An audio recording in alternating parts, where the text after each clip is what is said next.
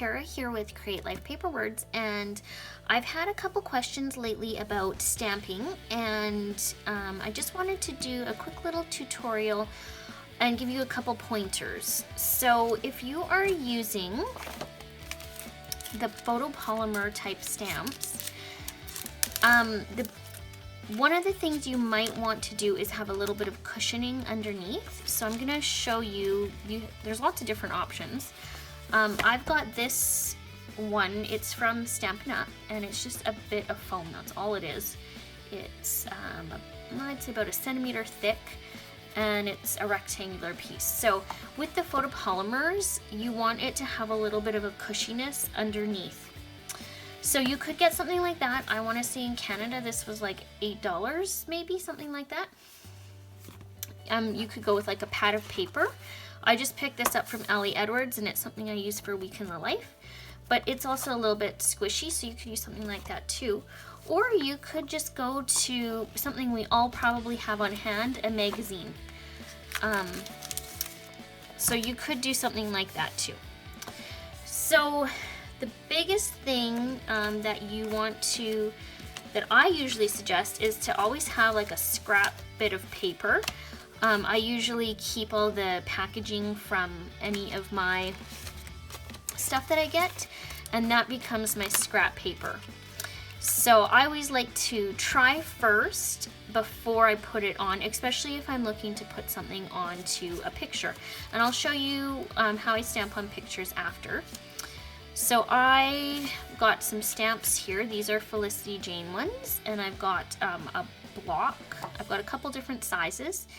Definitely good to have a few different sizes, because if something is overhanging, you're not going to get as nice of an image as if it's directly onto the block. So these ones are close to my heart. You can pick some up at Michael's. You can pick some up from Stampin' Up. There are so many different options, and there's so many different sizes. I'll show you a couple of mine. I've got a nice long rectangular one. I've got a nice square one that's probably 2 by 2 inches. I've got a couple of those sizes. And then a lot of times this is just what mine look like, because I do use Stays-On for most of my inking. I mean, I can take it off. It doesn't really bother me what my clear blocks look like. So today I'm just going to use this size and this size. So if it's a brand new stamp, I recommend using an eraser, and I just run it over. That's all I do. It helps to get the ink into the stamped image. So I'm not going to use that one. I'm going to use this one. I'm going to lay it down. So I'm just going to stamp the Fabulous, and take a look on it from the other side. Make sure that it's as straight as you can get it, or maybe you want it to curve a bit, just depending. That's the nice thing about the photopolymers, is that they do move. Okay, so I've got my blank paper, got my Stays-On. Now I do need to ink my Stays-On up. I couldn't find my re-inker, but I know I have one. So I always give it a couple good pats, and then I take a look at it just to make sure I'm not missing anything. And you want to go down straight and up straight. If you go down and do this, it's gonna look, you can sometimes smudge it, and you don't want to do that. So it's very important. Down, and then if you need to use your paper, pull it up. See, that one got a little bit turned. So you don't want to do that. You just want to go straight down and straight up. So that's more on a word.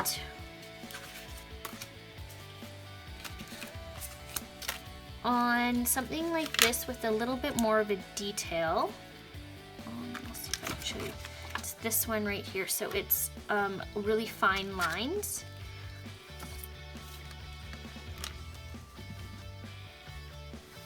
I'm sure everyone can see.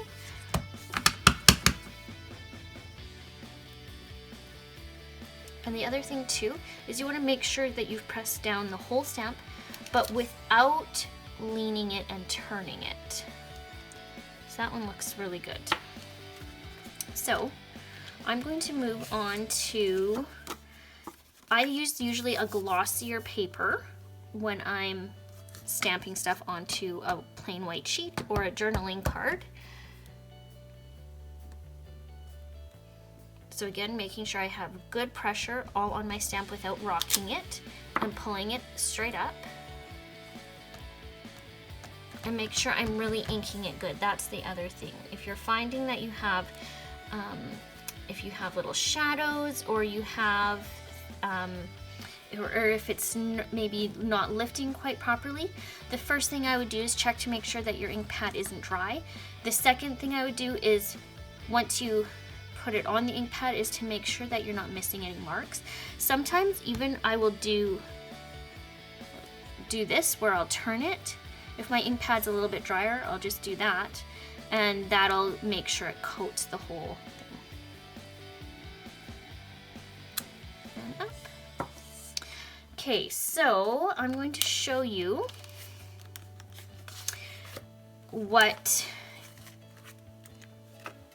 how I stamp on a photo.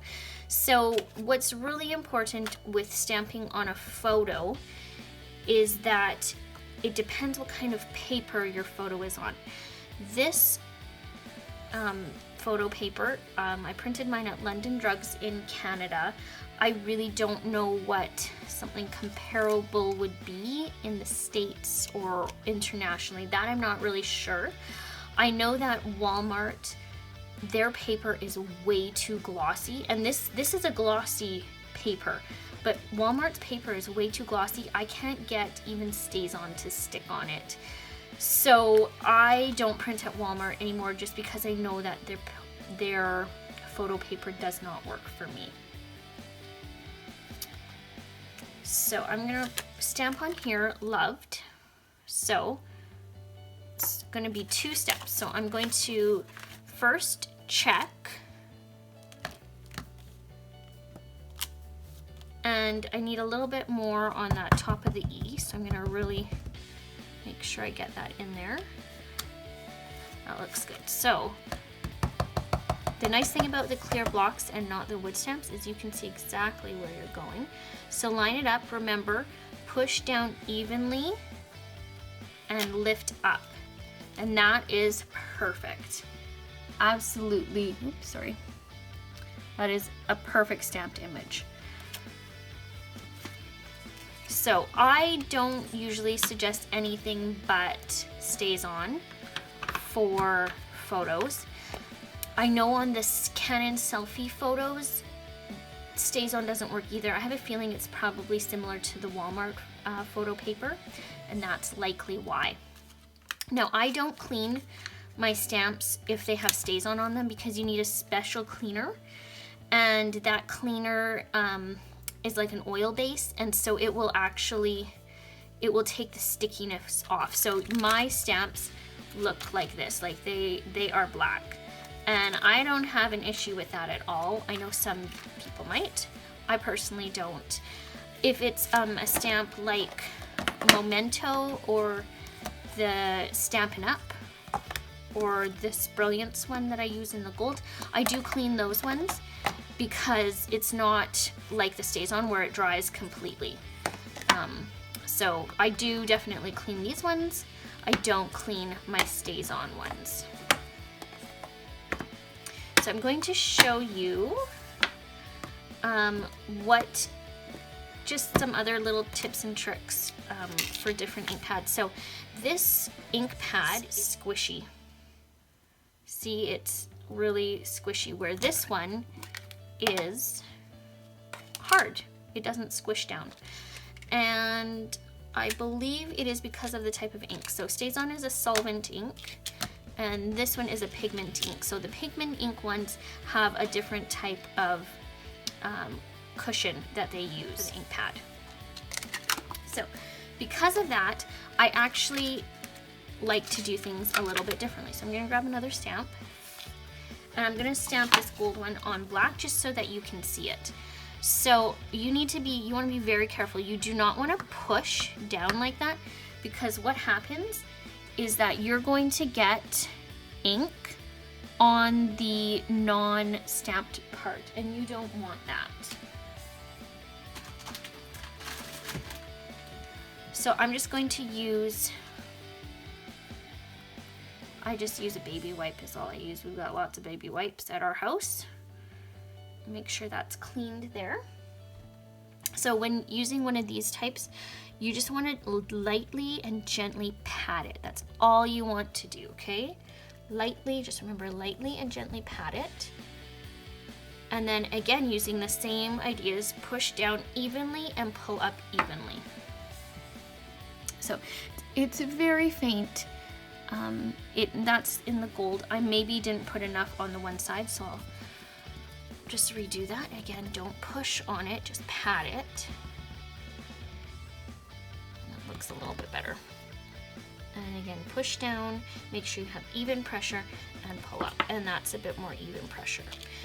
So of course, you don't want to stamp black on black, but white or gold work really well. These are the two that I love. They also work really well on photos. You do have to wait a tiny bit longer for these ones to dry on a photo, but they don't smear. Unless it's the Walmart paper, so like that really, really super glossy one. They definitely smear on that. So those are two of my favorites, Galaxy Gold and Moonlit White. And same with the Stampin' Up. It is also, this one is a water-based dye ink. It's got a completely different pad as well, but it is very similar in how you would use it to the Brilliance ones with the pigmenting. So I'll just grab my scrap. Again, you just want to pat it. You don't want to push, because if you push, see what happens? You get ink everywhere. So it's a little bit squishier again.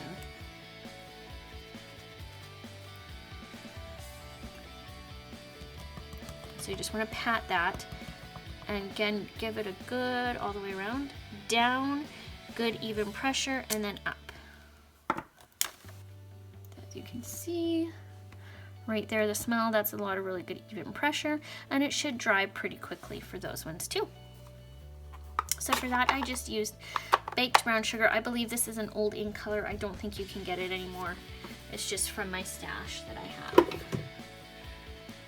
And then give it a quick wipe, and we are done.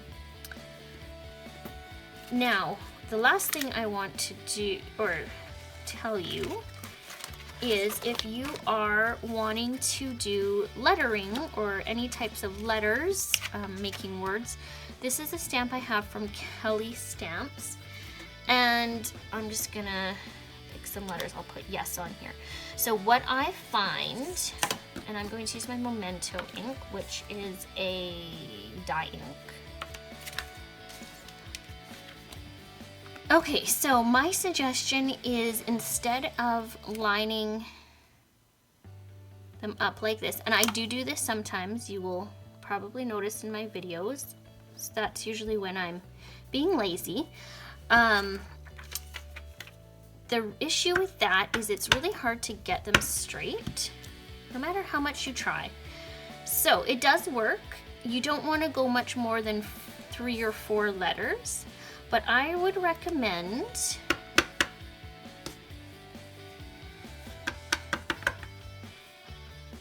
stamping one at a time.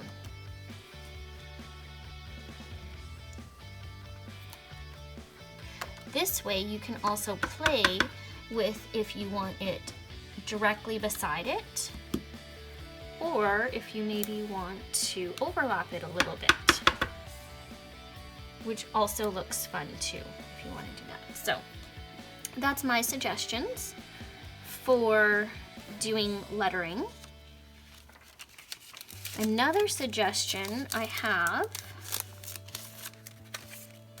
if you want to do more than one stamp,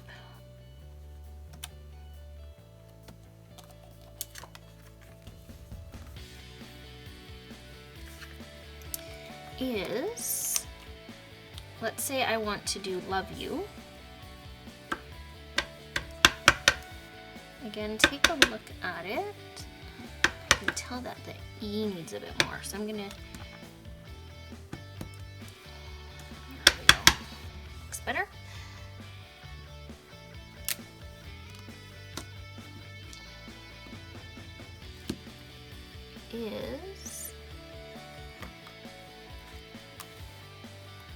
again, to make sure that you are not putting both of those on, you probably won't like how they turn out. Whereas if you do the two separately, these two were actually separate, but I have before cut them.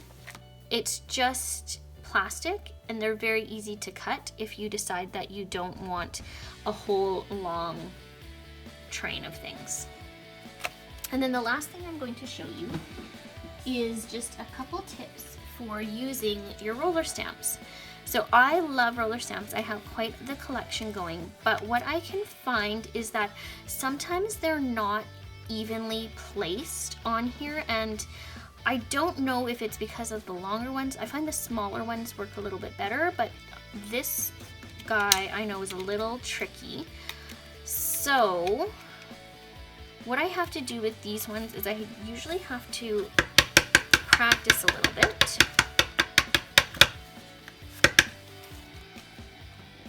And these ones you do sometimes have to rock a tiny bit. So play with your stamps to see what works the best before just sticking them right on to what you want. Some you can see right there, that one did not go very well. So I'm gonna try it again. I'm gonna rock it a tiny bit forwards and backwards, and it worked a bit better on that ends, but on the end it didn't. So I'm just going to give it a little wipe and just make sure that it's maybe all flat on there. And I'm just gonna softly rock. Again, you want to make sure you go down straight and up straight too with these.